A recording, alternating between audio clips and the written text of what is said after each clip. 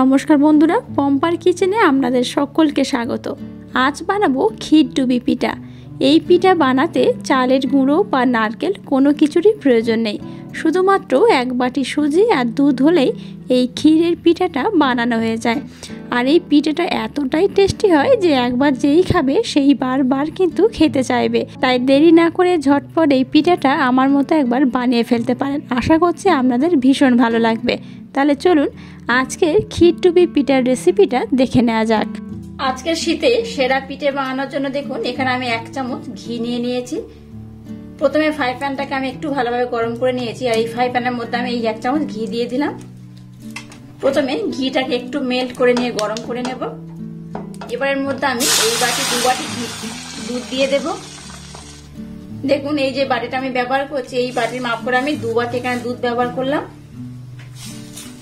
এবার সমস্ত উপকরণ একটু ভালোভাবে নাড়াচাড়া করে আমি ফুটিয়ে নেব। দেখুন দুধটাকে কিন্তু আমি বেশ ভালোভাবে ফুটিয়ে একটু ঘন করে জাল দিয়ে নিয়েছি। এবার ওই একই বাটির মাপ করে এখানে 1 বাটি আমি সুজি দিয়ে দেব। সুজিটা দেওয়ার পর গ্যাসের ফ্লেমটাকে একদম লো করে দিয়ে সুজির সাথে দুধটাকে খুব ভালোভাবে মিক্স করতে হবে। গ্যাসের ফ্লেমটাকে লো টু মিডিয়াম রেখে এটাকে একটু ভালোভাবে নাড়াচাড়া করে মাখো মাখো করে নেব। এইভাবে কন্টিনিউ নাড়াচাড়া করতে করতে দেখবেন একটু টাইট ডো একটা পরিণত হবে। এখানে কিন্তু একটু টাইট ডো দরকার। আর মাপটা দেখলেন তো 2 বাটি দুধের জন্য কিন্তু 1 বাটি সুজি। তো আমরা যে যা পাত্র নেবেন সেই বাটির মাপ করে যতটা সুজি নেবেন তার ডবল দুধ ব্যবহার করবেন। দেখুন সুজিটাকে কিন্তু আমি একটু টাইট ডোতে পরিণত করে নিয়েছি। দেখতেই পাচ্ছেন কেমন হয়েছে, এইরকমই হবে। এবার আমি গ্যাসটাকে বন্ধ করে দিলাম। এবার সুজিটাকে এই পাত্রের মধ্যে আমি উঠিয়ে নিলাম। এবার এটাকে আমি মিডিয়াম ঠান্ডা করে নেব। খুব গরম থাকলে যেমন হবে না, খুব ঠান্ডা হলেও হবে না। একটু ঠান্ডা করে আমি আপনাদের সাথে নেক্সট স্টেপ শেয়ার করব। দেখুন আমি আপনাদের 10 মিনিট পর দেখাচ্ছি। মিশ্রণটা একটু হালকা ঠান্ডা হয়ে গেছে। খুব গরম নেই আবার খুব ঠান্ডাও নয়, একটু মিডিয়াম থাকবে গরম, সেই রকম অবস্থায় রাখতে হবে। এবার এখানে ব্লেন্ড করে নেওয়া চিনি আমি 1 চামচ দিয়ে দেবো। খুব বেশি নয়, 1 চামচ দিলেই হবে। আর দিয়ে দেবো 1 চামচ ময়দা। এবার সমস্ত উপকরণ খুব ভালোভাবে মেখে নিতে হবে। একটা মোলায়েম ডো বানিয়ে নিতে হবে। এটা মাখানোর পর আমি আপনাদের দেখাচ্ছি মিশ্রণটা কেমন হবে।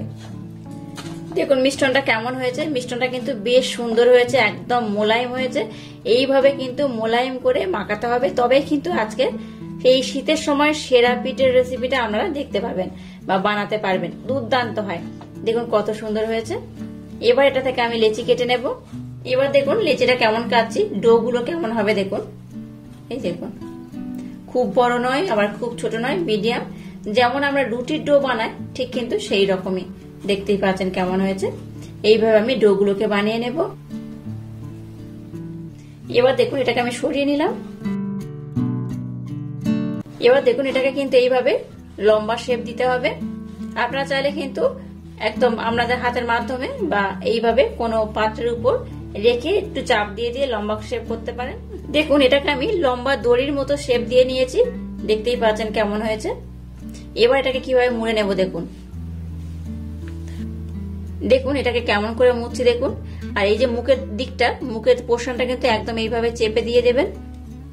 যেমন করে আমরা জিলিপি বানাই ঠিক সেই রকমই কিন্তু কতটা দেখতে হবে। দেখতেই পাচ্ছেন কেমন হয়েছে। এই দেখুন এবার একটা পোর্শন এই উপরে দিয়ে এইভাবে কিন্তু তুলে নিতে হবে। দেখলেন তো কত সুন্দর দেখতে হয়েছে।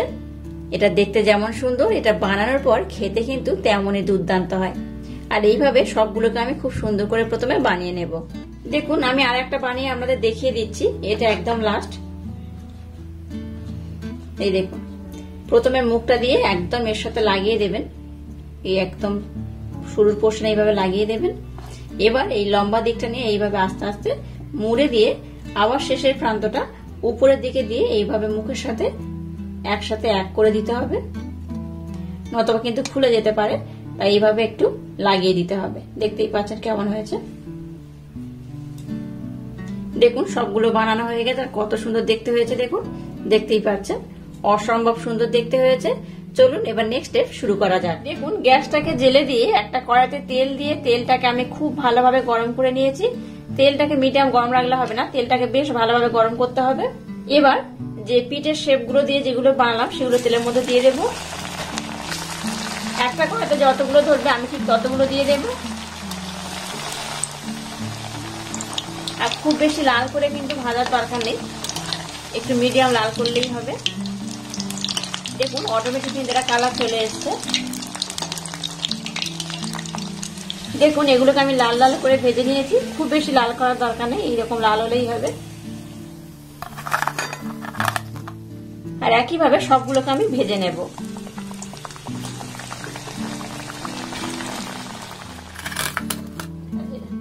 এবার দেখুন গ্যাসটা জেলে দিয়ে একটা কড়া বসিয়ে দিয়েছি, কড়াটাকে একটু হালকা গরম করে নিয়েছি। এবার এখানে আমি যে বাটির মাপ করে সুজি নিয়েছি সেই বাটির মাপ করে এখানে 3 বাটি দুধ দিয়ে দেব। দেখুন এই আমি 3 বাটি দুধ দিয়ে দিলাম। এবার এই দুধের মধ্যে দেখুন এই চামচের 3 চামচ আমি চিনি দিয়ে দেব। আপনারা চাইলে মিষ্টির পরিমাণটা কম বেশি করে দিতে পারেন। এবার গ্যাসের ফ্লেমটাকে মিডিয়াম টু হাই রেখে দুধটাকে আমি খুব ভালোভাবে একটু ঘন করে ফুটিয়ে নেব। দেখুন দুধটাকে কিন্তু ফুটিয়ে একটু ঘন করে নিয়েছি। এবার এখানে 2টো এলাচের মুখ চিরে আমি দিয়ে দেব। আবার এটাকে একটু নাড়াচাড়া করে নেব। আর দেখুন দুধটা কিন্তু আগে থেকে ঘন হয়েছে, তবে খুব বেশি ঘন করবেন না, তাহলে কিন্তু হবে না, এইরকমই থাকবে।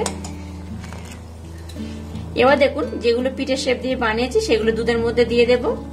এবার গ্যাসের ফ্লেমটাকে একদম লো রেখে এটাকে দুধের মধ্যে দিতে হবে। সবগুলোকে আমি দুধের মধ্যে দিয়ে দেব। এবার গ্যাসের ফ্লেমটাকে লো টু মিডিয়াম রেখে এটাকে 5 থেকে 7 মিনিট একটু ভালোভাবে ফুটিয়ে নেব। গ্যাসের ফ্লেমটাকে হাই দেবেন না, লো টু মিডিয়াম রেখে এটাকে 5 থেকে 7 মিনিট ফোটালেই হবে। 5 থেকে 7 মিনিট ফোটানোর পর আমি আপনাদের দেখাচ্ছি এই পিঠেগুলো কেমন হয়েছে। দেখুন এই পিঠেগুলোকে কিন্তু ক্ষীরডুবি পিঠা বলা হয়। দেখতেই পাচ্ছেন একদম শুধুমাত্র দুধের ক্ষীর করে তার মধ্যে কিন্তু পিঠেগুলো ভেসে থাকে, তাই এগুলোকে দুধের ক্ষীর পিঠে বলা হয়। আর দেখুন এটাকে আমি 5 মিনিট ধরে ফুটিয়ে নিয়েছি, আরো 2 মিনিট আমি ফোটাবো। তো 5 মিনিট পর আমি আপনাদের দেখাচ্ছি। দেখুন কতটা ফুলে গেছে, দেখতেই পাচ্ছেন। আমি কিন্তু এতটা ফোলা অবস্থাও কিন্তু বানাইনি, অনেকটা ছোট ছিল। ফুলে দেখুন ডবল হয়ে গেছে, দেখতেই পাচ্ছেন কতটা সুন্দর হয়েছে। আর দেখতে যেমন লোভনীয় হয়েছে, খেতে কিন্তু তেমনই দুর্দান্ত। অবশ্য বাড়িতে ট্রাই করবেন, আশা করছি আপনাদের ভীষণ ভালো লাগবে। তো এটাকে আমি আরো 2 মিনিট ফুটিয়ে নামিয়ে নেব। তারপর আমি আপনাদের দেখাচ্ছি এটা কত সুন্দর হয়েছে। দেখুন ক্ষীরডুবি পিঠা কিন্তু একদম রেডি হয়ে গেছে। দেখুন কত লোভনীয় দেখতে হয়েছে। এটা দেখতে যেমন লোভনীয়, খেতে কিন্তু তেমনই দুর্দান্ত। বাচ্চা থেকে বড় সবাই কিন্তু ভীষণ পছন্দ করবে এইভাবে যদি বাড়িতে বানিয়ে থাকেন। আর একবার খেলে দেখবেন বারবার খেতে ইচ্ছা হবে। অবশ্য বাড়িতে আমার মতো একবার ট্রাই করবেন, আশা করছি আপনাদের ভীষণ ভালো লাগবে। দেখলেন তো এটা কত সহজে বানানো হয়ে যায় আর কত সুন্দর দেখতে হয়েছে। এই দেখুন একটা আমি কেটে আপনাদের দেখাচ্ছি এটা কত সুন্দর হয়েছে। এটা কাঁটা চামচের মাধ্যমে কেটে দেখাচ্ছি, দেখুন কতটা সুন্দর হয়েছে। আর এর মধ্যে কিন্তু একদম ক্ষীর ভর্তি হয়ে যায়, একদম ক্ষীর ভরা পিঠে। এই দেখুন আবারও কাটছি, দেখুন কতটা সুন্দর হয়েছে। অবশ্য বাড়িতে একবার হলেও ট্রাই করবেন, আশা করছি আপনাদের ভীষণ ভালো লাগবে। আজকের এই ইউনিক স্টাইলে যদি পিঠের রেসিপিটা আপনাদের ভালো লাগে তাহলে চ্যানেলটাকে লাইক, শেয়ার, কমেন্ট এবং সাবস্ক্রাইব করবেন। আর পাশে থাকা বেল আইকনটা প্রেস করে দেবেন। তাহলে টাটা, আবার দেখা হচ্ছে নতুন কোনো রেসিপি নিয়ে।